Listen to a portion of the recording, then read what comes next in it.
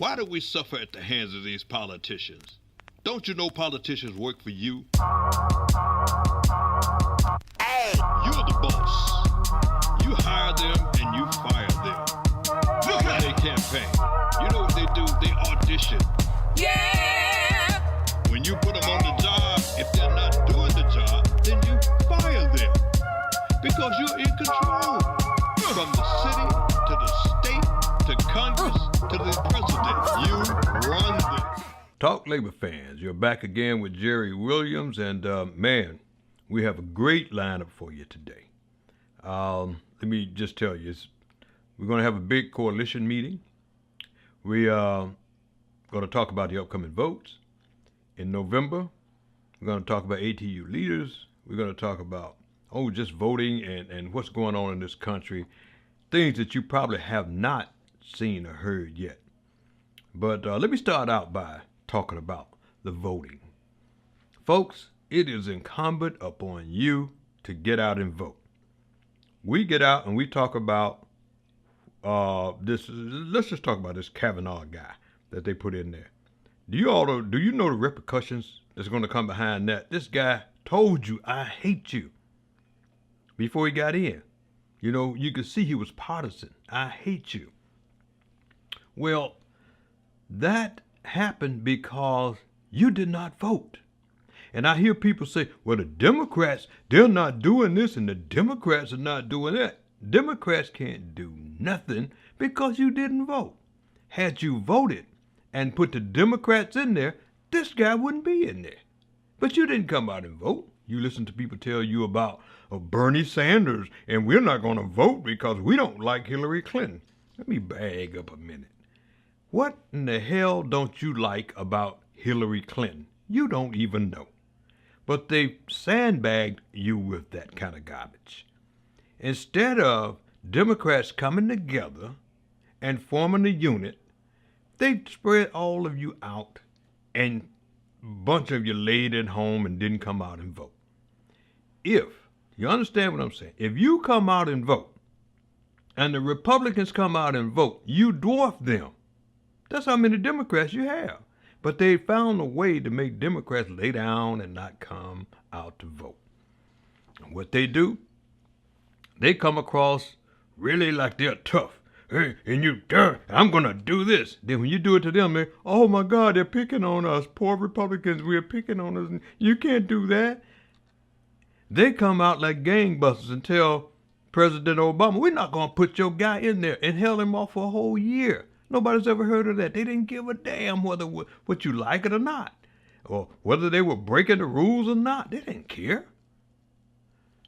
If you come out and say, we don't like Kavanaugh, then they turn around and say, look, they're picking on Kavanaugh, poor Kavanaugh. Look, my man said it the other day, Eric Holder. Eric Holder said, I love Michelle Obama, but I disagree with her on one thing.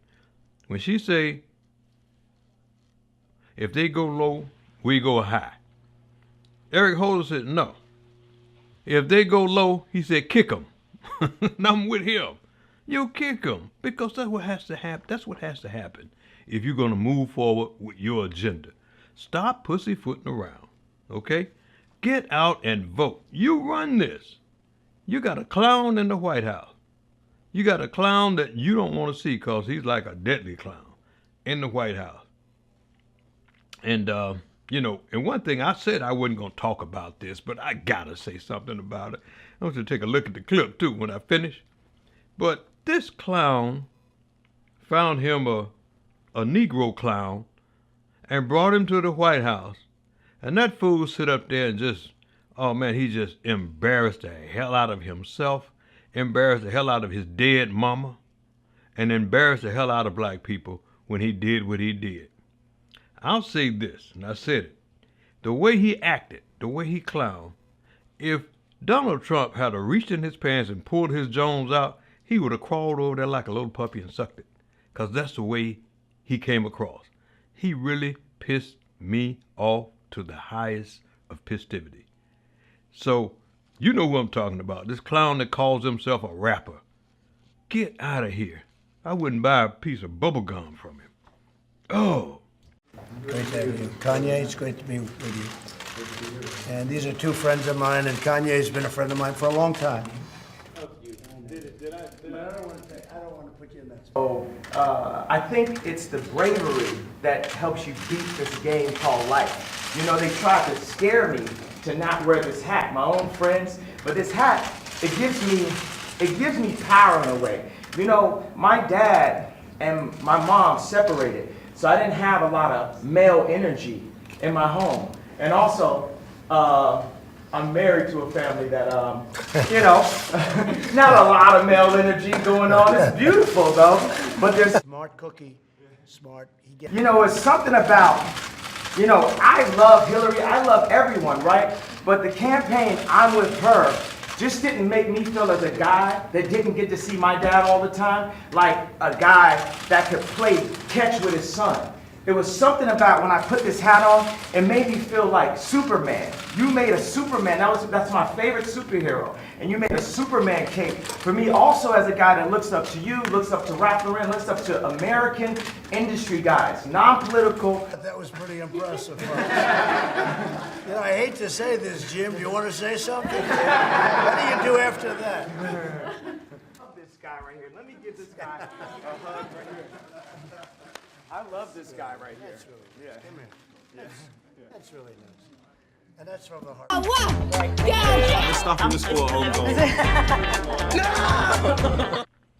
But you know what?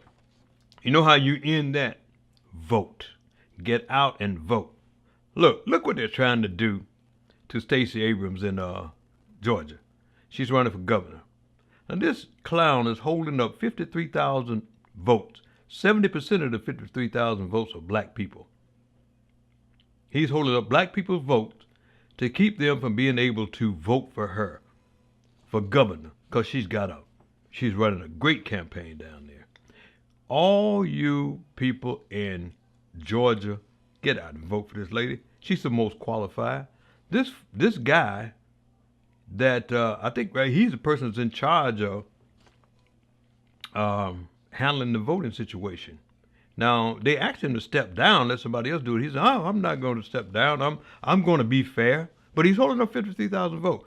Prior to this, he tried to close down several voting locations for black people in Georgia when they were running against this guy that was a child molester. Till they took him to court.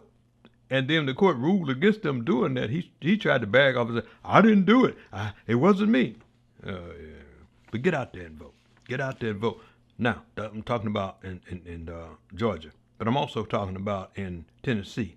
I'm also talking about Carolina, Virginia, Mississippi, California, New York. Come out and vote. Let them know.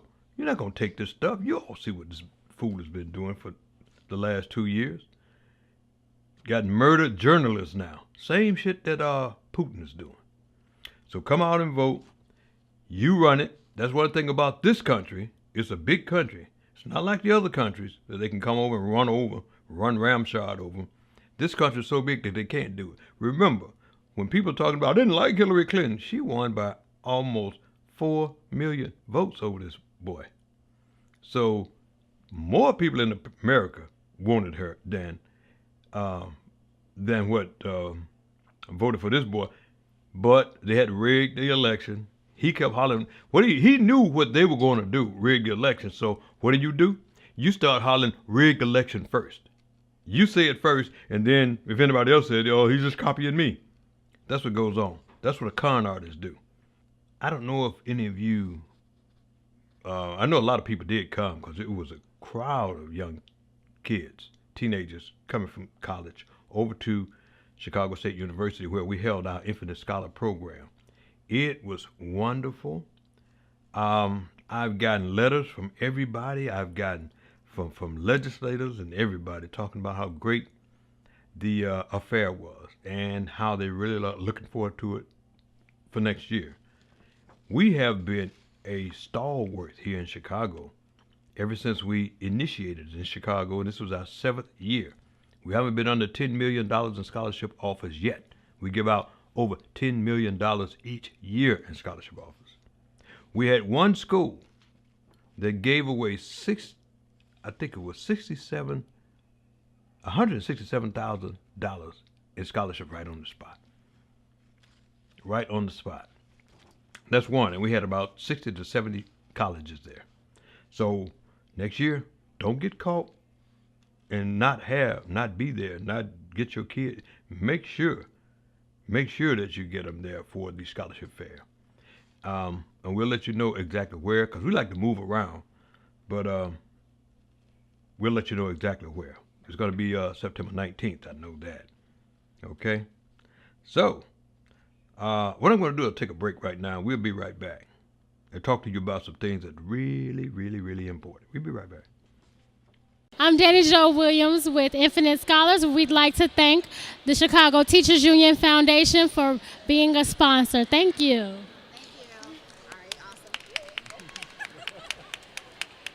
My name is Simone Edwards. I'm the CFO and Vice President at Chicago State University. On behalf of our President, Z. Scott, we'd like to welcome you and thank you for participating in such a great event.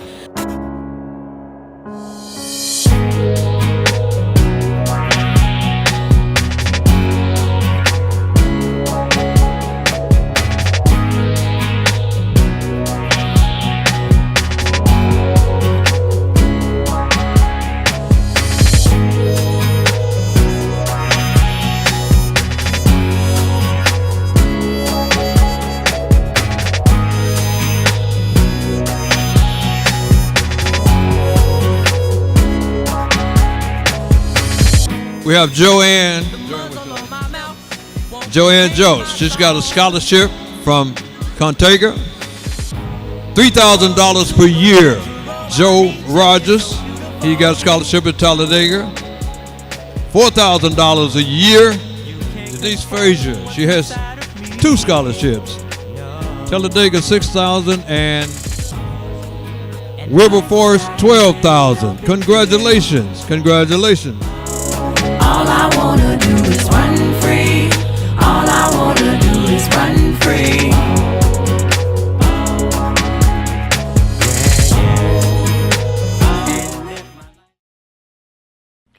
You know, I don't like to get this show over with or get out of here before I talk to my coalition members. First of all, I want to thank you all because I'm getting a lot of responses from you, and most of you people are starting to understand what's going on.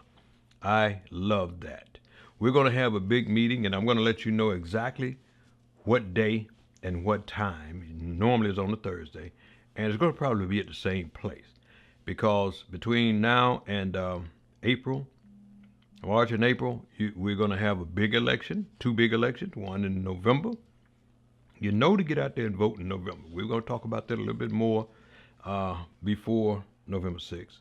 But in March, April, when we have the primaries and the elections in the city of Chicago, it's going to be huge. Want to make sure you get out there. But got a lot to talk about with the coalition members. The attorneys are going to be at our meeting. They're going to bring you up to date as to where we are so you'll know what's going on.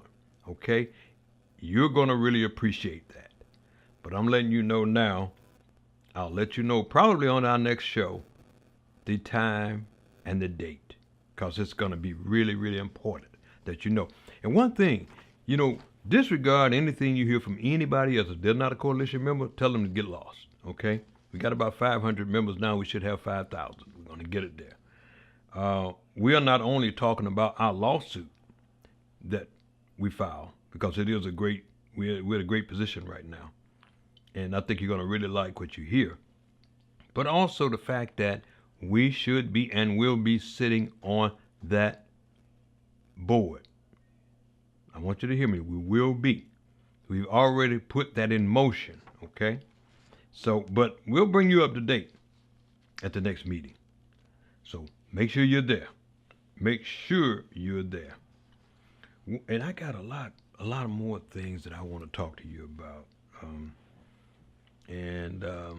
But I found something that I don't know if you all are aware of it, if you saw it, especially women, men too, but breast cancer. Breast cancer is something that,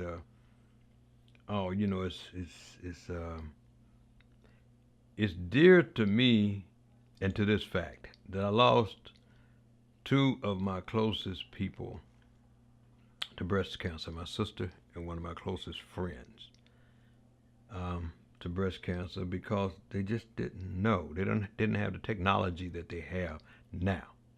They have methods now that is so surprising. I happen to see this, and I want to run it for you right now, for ladies, and not just breast cancer, but cancer itself. I want you all to see what's going on. They're making great progress in cancer. Somebody said, well, you know, Jerry, they probably had this all the time, and we're just not getting it. Probably did, but you know what? We're getting it now. Get on it. Stay on top of it. Take a look at this clip, and you'll see what I'm talking about. Take a look. We have a look at the latest cutting-edge science to fight this disease, and Dr. Christy Funk, breast surgeon and author of Breast, the Owner's Manual, is here with some promising new developments. Always good to see you. All right. There is a new drug out there that's not FDA approved just yet, but you believe it could really be the cutting edge in helping with chemotherapy. Without a doubt. So triple-negative breast cancers lack three receptors, estrogen, progesterone, and HER2. They're the most aggressive subtype that we have to treat. And there has never been a documented improvement in survival in any therapy we throw at these metastatic triple negs until now. So the trick is immunotherapy, a drug called Tecentriq, already approved actually with lung and bladder. And Tecentriq, immunotherapy is so cutting edge that literally today, the 2018 Nobel Prize in Medicine was just announced going to 2 cancer immunotherapy researchers. Wonderful. So what happens is this. You've got a cancer metastatic to the liver. Your chemo, your immune cells, they kill some of the cells, but never all of them, which is why stage 4 is always incurable. Now, in triple negatives, you also have a bad protein called PD-L1 that handicaps the cancer cells. It handicaps your immune system because it cannot see the cancer cells. Enter Tecentriq, and 2 things happen. The protein melts away from the cancer, exposing it to your immune cells, which are now activated and are able to literally seek and destroy this cancer, dissolving it and prolonging survival rates. Oh my gosh, when you say it like that. I know. I have 3 9-year-old kids, so this is like so cool. I know. What is not cool is that 80% of breast cancer is estrogen-based, and there is some new cutting edge there as well, right? Because it often spreads. It does often spread, and sometimes later in life, years later. So there are now 3 new drugs approved by the FDA against advanced hormonally driven breast cancers. Ibrance, Kisqali, and Verzenio. And all have significantly been shown to slow down the progression, doubling the time it takes for disease over just hormone therapy alone. These are pills. You take them 3 weeks Very promising, very promising. This is something that, being a surgeon, that caught your eye? Absolutely. So Savvy Scout helps us surgeons localize cancers in the operating room that we cannot feel.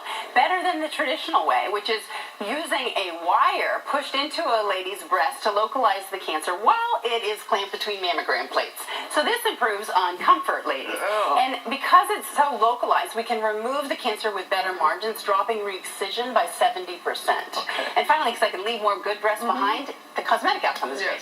So this is what happens. This little reflector is placed into the tumor even 6 months ago if you do chemotherapy first. It remains inert until you get into the OR and you use this wand that has radar technology. So just like air control, honing in on an enemy plane, you can remove it and then also interrogate the specimen to improve on margins. It's great technology. It is. Wonderful. All right. Let's get moving. Yes, let's go. Exercise, diet, all those things would help in preventing. Exercise decreases estrogen levels, improves your immune system, so much so that just briskly walking 11 minutes a day drops cancer by 18%.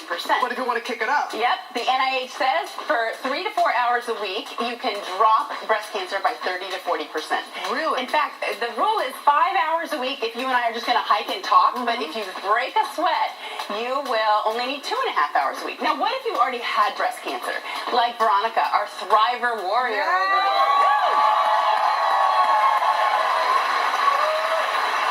Compared to doing nothing after a diagnosis, if you just exercise, you will drop the death rate from breast cancer by 45%. You see what I'm talking about? So that breast cancer is not something that you got to be afraid of anymore. You know, follow the steps, ask questions, and take this and, you know, keep this clip so you can refer back to it when you need, if you ever need it, or if it's a friend of yours and you need it, you know. So it's just something that I ran across that I really, really, really want you to have, okay? Now let's get back to the rough stuff, okay? One of the things I found out,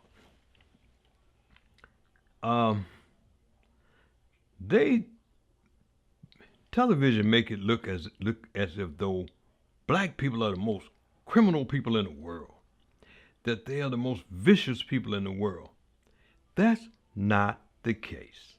That's not the case.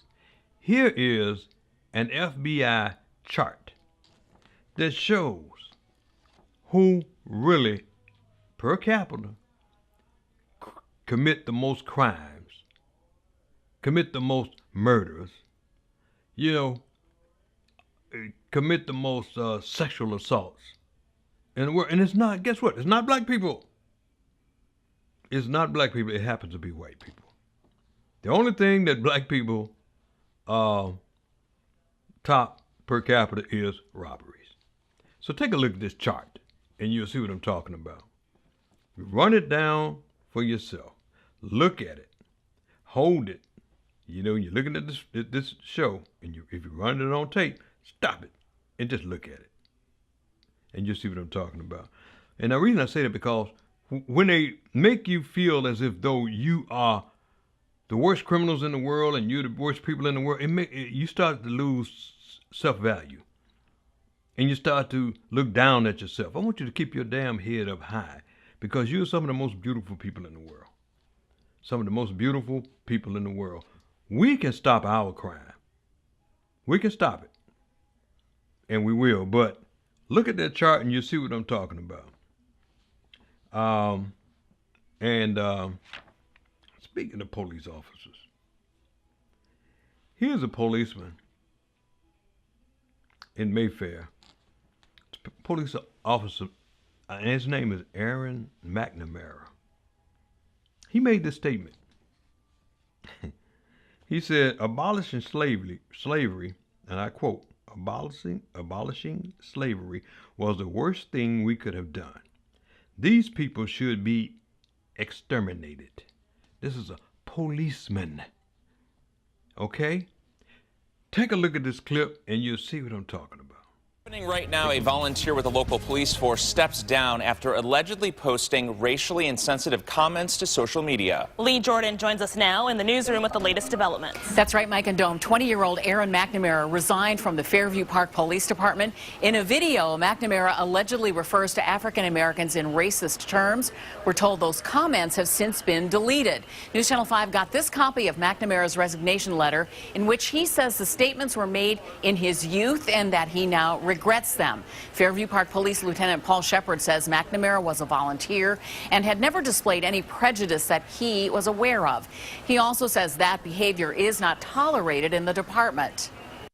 He was just starting a career in law enforcement, and he found out that, at least in this moment in time, that we're held to higher standards, and we should make sure that whatever we post, we have to think about before we talk.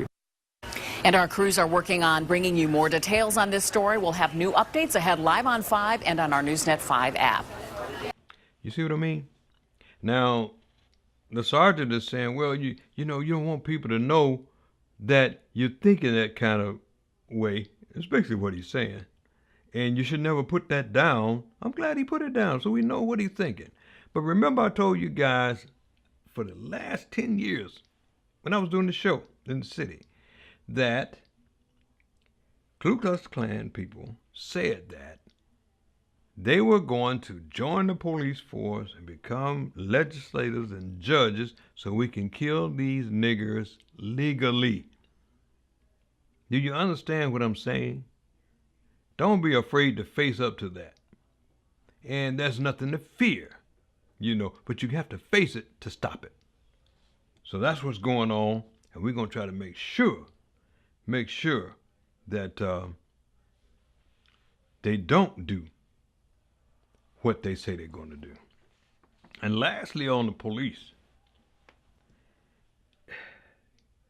I call them mad dog cops in Mesa, Arizona. Mad dog cops. To stop this young man standing in the hallway, hadn't done anything, hadn't broken into anybody's anything, wasn't suspicious about anything. They came out in the hallway looking for a white guy, which was sitting around the corner, but they run up on the black guy. He was on his cell phone, and they walked up on him. Okay, go over there and sit down. He said, why do I have to sit down? What are you talking about? And they started beating him and attacking him and beating him. And they said that the reason they beat him was because he resisted arrest. He resisted arrest. This is why we started beating him. Now look at this film here. Look at this video. Tell me if this man is resisting arrest to you. Then they tried to charge him with resisting arrest, which they later dropped. But this is so ridiculous, these mad dogs. And I want you to pay special attention, not to the Negro cop, not to this African American cop or this black cop. Pay attention to this nigger cop. He was leading the charge, beating the man in the face. Never seen him before in his life. Somehow he thinks he has to attack him to show these white cops, oh, you see this, look at it yourself. Images tonight of the man repeatedly punched by Mesa police. You can see his bruises and scrapes. The incident all caught on camera. And in just the last 5 minutes, we got this new police body cam video from Mesa police. They just released it. Dude, no. Dude, they told you to sit back down. All right, so the question now, did police go too far or were they justified? ABC 15's Melissa Blasey is live now where protesters are gathering in front of the Mesa Police Department. Melissa? That's right. And as you mentioned, Faye, we're just starting to look at that video as protesters are gathering here at the Mesa Police Department, saying that this is a repeating pattern here at this department, that they have heard over and over again about complaints about excessive force, and they want a culture change at this department.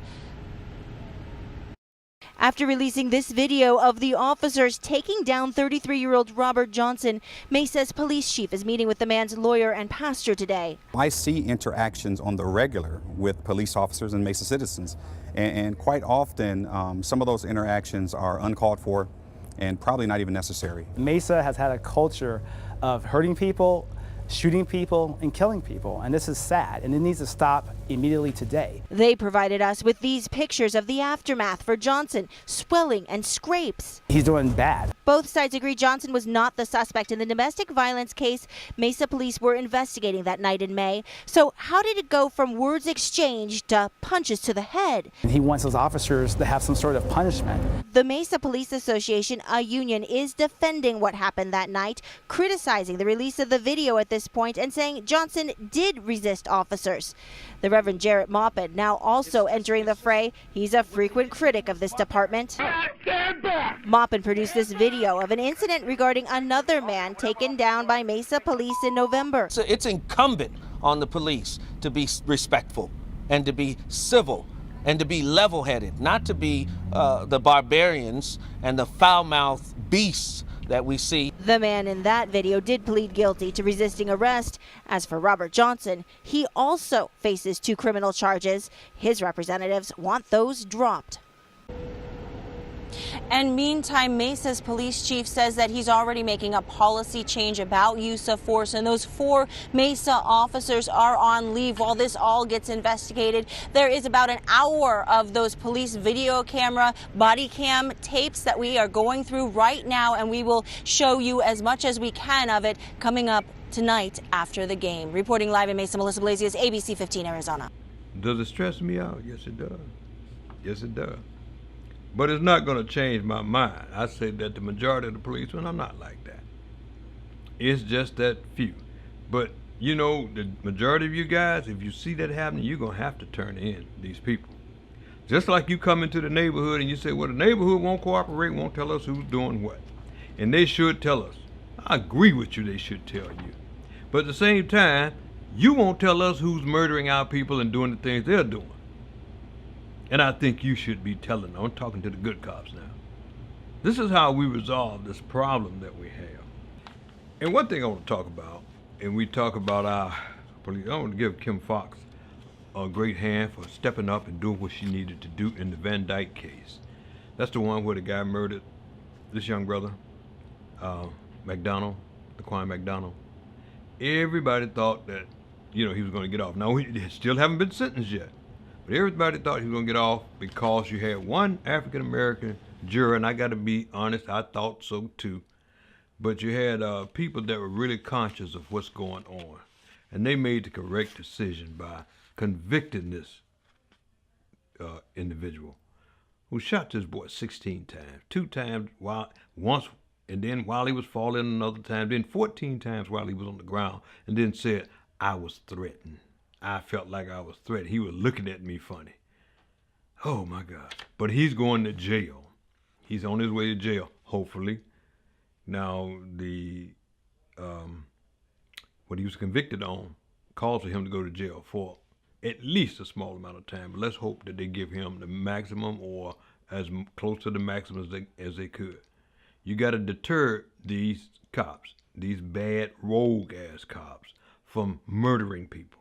Not from shooting people if people are in doing something that need to be, where they need to have the use of firearms, but to just up and murder somebody. I knew when they first said this back then that was murder. They wouldn't let you see the tapes.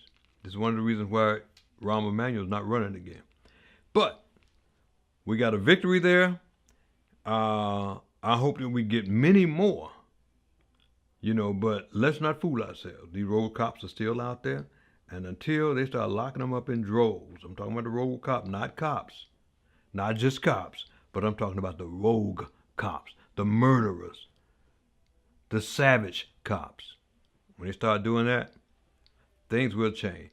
This is one thing here when I said years ago that wait till you start seeing the videos in Chicago. You start seeing them. And then when they started showing the video, they said, oh, you can't believe your lying eyes.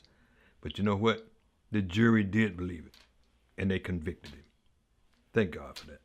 So enough of that. Enough of that. Again, we want to say that we're going to have that great meeting.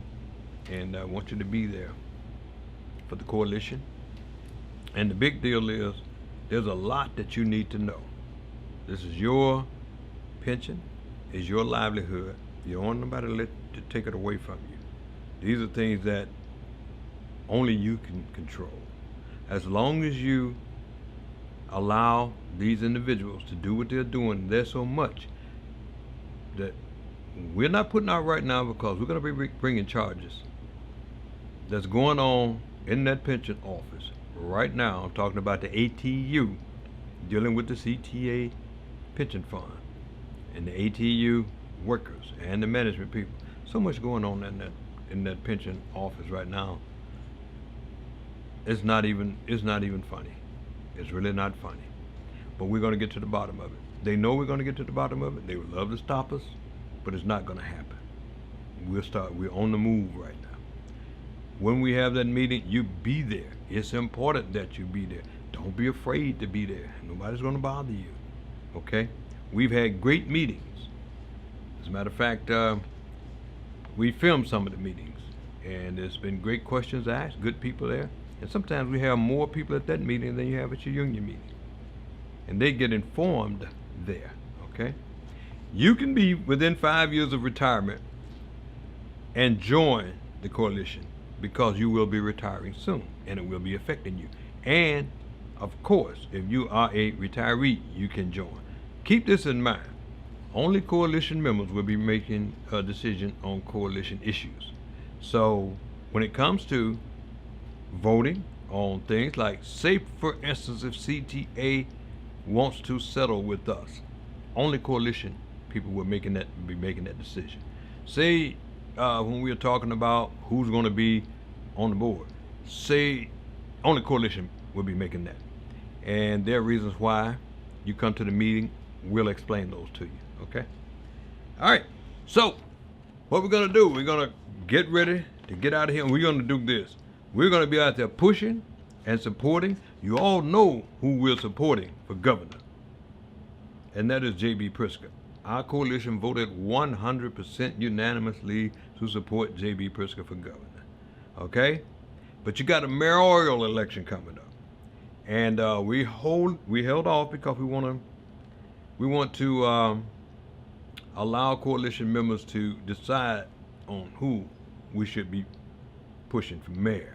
And when we push, we don't just talk about it. We get out there and be about it. Our people have been out there working for J.B. Pritzker, and they know who we are. Great things from the coalition. So we wanted to make sure we do the same thing for the city election and the county elections, okay? All right?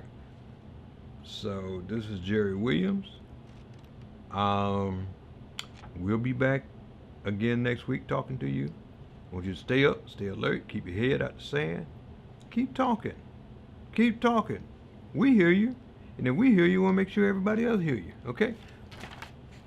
Goodbye. We'll see you next week.